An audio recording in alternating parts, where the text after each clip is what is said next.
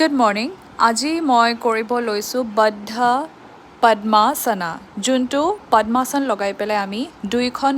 ভৰিৰ বিগ টোজ দুটা হাত দুখনেৰে পিছফালেদি আমি এনেকুৱাকৈ লক কৰি ধৰিব লাগিব তাক কয় বদ্ধ পদ্মাসন আৰু এইটো এটা অকণমান ষ্ট্ৰেচিং বেছিকৈ কৰিব লাগিব এনেকুৱাকৈ হাত দুখন পিছফালেদি ধৰি ৰাখিব লাগিব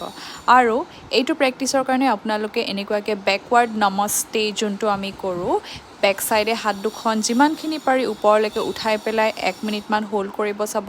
বা এনেকুৱাকৈ আমি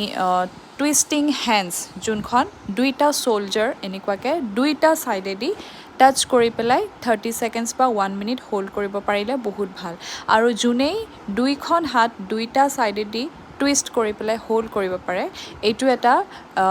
কয় যে তাৰ সেই মানুহজনৰ যোগা